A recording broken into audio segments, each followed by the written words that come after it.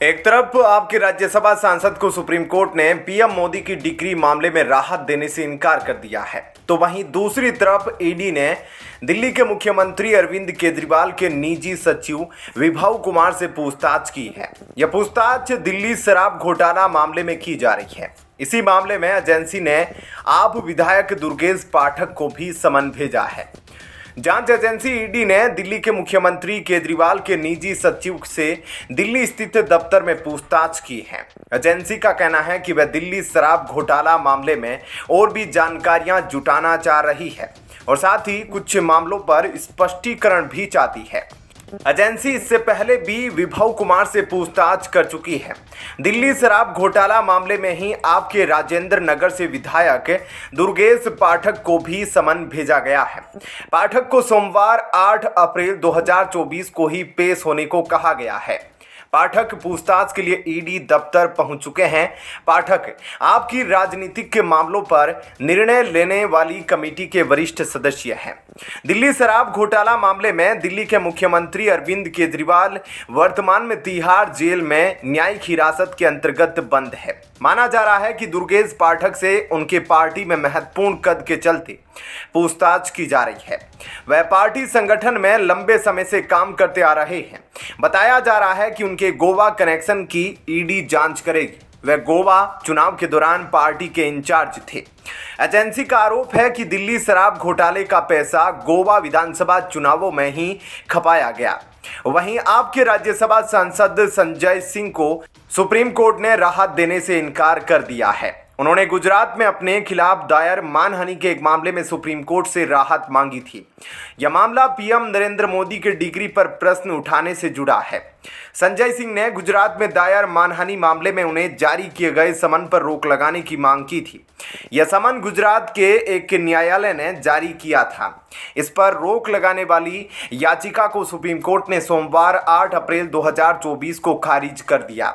इससे पहले यह याचिका गुजरात हाईकोर्ट और जिला न्यायालय में खारिज हो चुकी है। गौरतलब है कि आप नेताओं ने गुजरात यूनिवर्सिटी में पीएम मोदी की डिग्री के विषय में जानकारी मांगी थी। इसको लेकर केंद्रीय सूचना आयोग ने भी एक आदेश दिया था। इस आदेश के खिलाफ गुजरात यूनिवर्सिटी ने गुजरात हाई कोर्ट का रुख किया था। हाई कोर्ट ने आयोग का आदेश निरस्त कर दिया था और अरविंद केजरीवाल पर 25,000 का जुर्माना भी लगाया था। कोर्ट ने उन्हें फटकार भी लगाई थी। उसके बाद संजय सिंह और अरविंद केजरीवाल ने एक प्रेस कॉन्फ्रेंस करके यूनिवर्सिटी पर सवाल उठाए थे। उसी को लेकर गुजरात यूनिवर्सिटी के रजिस्ट्रार ने अहमदाबाद में उनके खिलाफ मानहानि का मामला दर्ज करवा दिया था। इसी मामले में उन्हें यह समन जारी हुए थे। वहीं इसी बीच लोकसभा चुनाव के लिए आम आदमी पार्टी ने अपना नया चुनावी कैंपेन लॉन्च कर दिया। इसका स्लोगन है जेल का जवाब वोट से। आपके कैंपेन वाली तस्वीर सामने आई है जिसमें दिल्ली के मुख्यमंत्री अरविंद केजरीवाल को सलाखों के पीछे दिखाया गया है और इसी तस्वीर के नीचे लिखा है जेल का जवाब वोट से। नया कैंपेन लॉन्च करने के मौके पर आम आदमी पार्टी के सांसद संदीप पाठक ने कहा कि आज अरविंद केजरीवाल जेल में हैं, लेकिन उन्होंने अपनी जिम्मेदारी ईमानदारी से निभाई है। अब जिम्मेदारी हम पर है, दिल्ली के 2 करोड़ लोगों पर है जिनके लिए अरविंद केजरीवाल ने सब कुछ दांव पर लगा दिया। क्या कहना है आपका? कमेंट सेक्शन में अपनी राय जरूर बताएं। जय हिंद, जय भारत। कांग्रेस प्रमुख मल्लिकार्जुन खड़गे के बयान से उनकी पार्टी की मंशा जग जाहिर हो गई है। कांग्रेस कश्मीर को भारत का अभिन्न अंग भी नहीं मानते हैं। देश को लेकर इनकी मानसिकता क्या है, यह क्षेत्र के आधार पर लोगों को बांटने की मंशा से समझा जा सकता है। इन्हें कश्मीर से जुड़े अहम फैसले की जानकारी तक नहीं है। तभी तो मल्लिकार्जुन खड़गे को भी नहीं पता है 370 और 371 का फर्क। कांग्रेस अध्यक्ष मल्लिकार्जुन खड़गे की एक टिप्पणी के बाद सियासत में उबाल आ गया है। चुनावी मौसम में भारतीय जनता पार्टी ने खड़गे के बयान को बड़ा मुद्दा बना दिया है। भाजपा ने यह तक कह दिया कि कांग्रेस ने राजनीतिक पार्टी बने रहने का नैतिक अधिकार खो दिया है। भाजपा ने रविवार को कहा कि अनुच्छेद 370 को समाप्त करने को लेकर पार्टी अध्यक्ष मल्लिकार्जुन खड़गे की टिप्पणी के बाद कांग्रेस ने राजनीतिक पार्टी बने रहने का नैतिक अधिकार खो दिया है। भाजपा प्रवक्ता सुधांशु त्रिवेदी ने कांग्रेस पर निशाना साधते हुए कहा कि कांग्रेस अध्यक्ष मल्लिकार्जुन खड़गे ने राजस्थान में कहा कि अनुच्छेद 370 हटने से क्या फर्क पड़ता है। यदि कोई पार्टी यह कहे कश्मीर के इंटीग्रेशन से किसी दूसरे राज्य में क्या फर्क पड़ता है, इससे यह स्पष्ट होता है कि राष्ट्र की एकता और अखंडता के प्रति हमें जो शपथ दिलाई जाती है उसके प्रति आपके मन में श्रद्धा नहीं है। उन्होंने कहा कि यहाँ हमारी और उनकी सोच में अंतर दिखता है। भाजपा नेता ने आरोप लगाया कि अनुच्छेद 370 पर खड़गे की टिप्पणी के बाद कांग्रेस, जिसने राष्ट्रीय दल का दर्जा या अधिकार लगभग खो दिया है, अब नैतिक दृष्टिकोण से राजनीतिक दल होने का भी अधिकार खो चुकी है।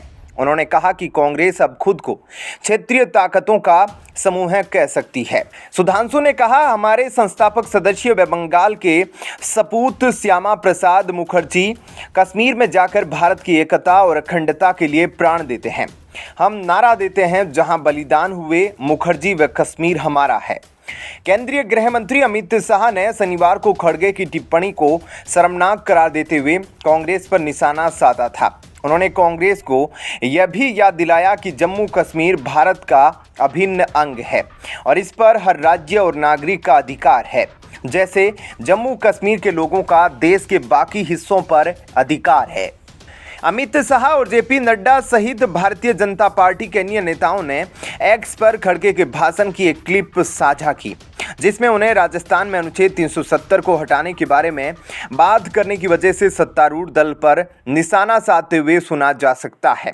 क्लिप में खड़गे ये कहते सुने जा सकते हैं, अरे भाई, यहाँ के लोगों से इसका क्या वास्ता है। कांग्रेस प्रमुख ने अनुच्छेद 370 की जगह अनुच्छेद 371 का गलत उल्लेख भी किया। बीजेपी ने कहा कि कांग्रेस की बहुत साफ रणनीति है। कांग्रेस भारत का क्षेत्र, भाषा, जाति और राज्य के आधार पर बांटना चाहती है और हमेशा के लिए कुछ शक्तियों के साथ संपर्क स्थापित करना चाहती है। ऐसे में क्या कहना है, कमेंट सेक्शन में अपनी राय जरूर बताएं। जय हिंद, जय भारत।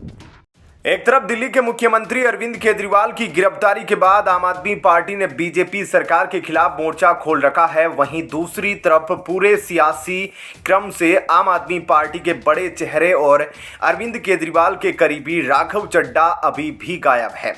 बीते रविवार को आम आदमी पार्टी की तरफ से एक दिन का सामूहिक उपवास रखा गया, लेकिन इसमें भी राघव चड्ढा किसी भी तरह से नजर नहीं आए। अरविंद केजरीवाल की गिरफ्तारी के बाद एक सवाल जो सबसे ज्यादा जहन में है कि दिल्ली का अगला मुख्यमंत्री कौन होगा। कोई बता रहा है सुनीता केजरीवाल अगली दावेदार है, कोई आतिशी को बता रहा है, लेकिन जब से संजय सिंह जेल से बाहर आए हैं तो उन्हें भी इस रेस में शामिल कर लिया गया है। पूरे सियासी घटनाक्रम से गायब राघव चड्ढा को लेकर यह दावा किया जा रहा है कि अगर अरविंद केजरीवाल इस्तीफा देंगे तो अगला सीएम कोई और नहीं बल्कि राघव चड्ढा हो सकते हैं। हालांकि यह सिर्फ दावा है और कयास लगाए जा रहे हैं, लेकिन सोशल मीडिया पर इसकी चर्चा भी हो रही है। इसके साथ ही इस बात की भी चर्चा होने लगी है कि अगर राघव चड्ढा सीएम बनेंगे तो क्या केजरीवाल की दावेदारी कमजोर हो जाएगी। सबसे बड़ा सवाल कि जिस तरह से राघव चड्ढा को लेकर कोई भी तरह की अपडेट साफ तौर पर निकलकर सामने नहीं आ रही है, उनके वापस आने को लेकर भी सस्पेंस लगातार बना हुआ है। ऐसे में सवाल भी उठ रहे हैं कि राघव चड्ढा आखिर क्या बड़ा प्लान कर रहे हैं। राघव चड्ढा को आम आदमी पार्टी के होनहार चेहरे के तौर पर देखा जाता है, लेकिन ऐसे वक्त में जब पार्टी अपने सबसे बुरे दौर से गुजर रही है, राघव चड्ढा बिल्कुल गायब है।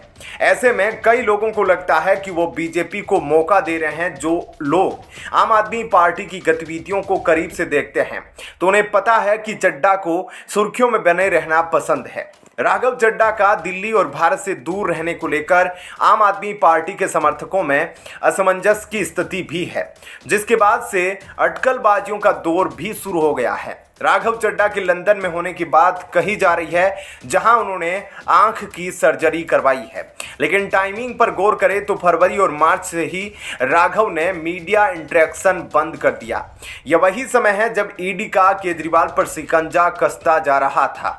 आम आदमी पार्टी के बड़े चेहरे राघव चड्ढा, जिनकी शादी में खुद सीएम केजरीवाल से लेकर पंजाब के मुख्यमंत्री भगवंत मान तक पहुंचे थे, वो राघव चड्ढा अपनी पार्टी को बीच मझधार में छोड़कर आखिर वापस क्यों नहीं आना चाहते हैं। इसको लेकर आपसे लगातार सवाल भी किया जा रहा है, लेकिन इसका कोई ठोस जवाब पार्टी की तरफ से भी नहीं आया।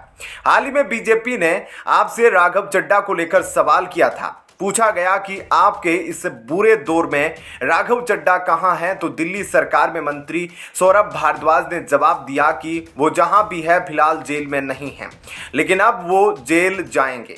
अफवाहों को लेकर भी उन्हें गोलमोल जवाब दिया। इसके साथ ही कहा गया कि वो हमारे साथ है, अगर हमारे साथ नहीं होते तो बीजेपी उन्हें कहीं का मुख्यमंत्री बना देती।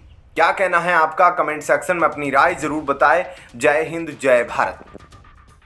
गौरव वल्लभ ने इतने वर्षों तक इतना जहर भर रखा था, आखिर कैसे ये खुद को इतना शांत रखकर अब पार्टी में थे। इनका इंटरव्यू देखकर ऐसा लगता है जैसे इनको किसी कैद से आज़ादी मिल गई।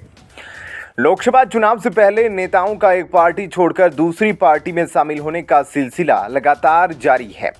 हाल ही के दिनों में हुई इस तरह की घटनाओं पर नजर डालें तो सबसे ज़्यादा झटके कांग्रेस को लगे हैं। देश की सबसे पुरानी पार्टी के नेताओं का अपने दल से मोहभंग हो रहा है। गौरव वल्लभ, विजेंद्र सिंह, नवीन जिंदल, परनीत कौर, कई ऐसे नाम हैं जिन्होंने हाल ही में कांग्रेस का हाथ छोड़ दिया है। उसी तरह आम आदमी पार्टी तेलंगाना की BRS, Baspa, Jhamumo, TMC, TDP के नेताओं ने भी अपनी पार्टी से किनारा कर लिया है और भाजपा के साथ कदमताल शुरू कर दी है। पिछले दिनों कांग्रेस छोड़कर बीजेपी में आए गौरव वल्लभ ने एक बार फिर कांग्रेस आला कमान पर हमला बोला है। गौरव वल्लभ ने रविवार को न्यूज एजेंसी एएनआई से बातचीत में कहा कि मैंने कांग्रेस के सभी वरिष्ठ नेताओं से कहा कि हमें देश के वेल्थ क्रिएटर्स की आलोचना करना बंद करना होगा, लेकिन किसी ने मेरी बात नहीं सुनी। केजरीवाल पर बोलते हुए उन्होंने कहा, मैं केजरीवाल को नेता ही नहीं मानता हूं, वह कलयुग के सबसे भ्रष्टाचारी आदमी हैं। गौरव वल्लभ ने कहा कि कांग्रेस सुबह से लेकर शाम तक अडानी और अंबानी की आलोचना करती रहती है। मैंने भी कांग्रेस में रहते हुए अडानी को लेकर एक प्रेस कॉन्फ्रेंस की थी, लेकिन सेबी ने जब अडानी को क्लीन चिट दे दी तो मैंने उनके बारे में बयान देना बंद कर दिया। मैंने कांग्रेस नेताओं से ऐसा ही करने को कहा। मैंने उनसे कहा कि जब सेबी ने अडानी को क्लीन चिट दे दी है तो हमें अब उनकी आलोचना करना बंद कर देना चाहिए। कांग्रेस सनातन और राम मंदिर की आलोचना करती रही, अडानी और अंबानी का विरोध करती रही। जब कांग्रेस ने मुझसे बजट पर प्रेस कॉन्फ्रेंस करने के लिए कहा तो मैंने उनसे स्पष्ट रूप से कहा कि जब तक कांग्रेस नेता राम मंदिर का दौरा नहीं करेंगे मैं ऐसा नहीं करूंगा। गौरव वल्लभ इससे बातचीत में उद्योगपतियों का बचाव करते दिखे।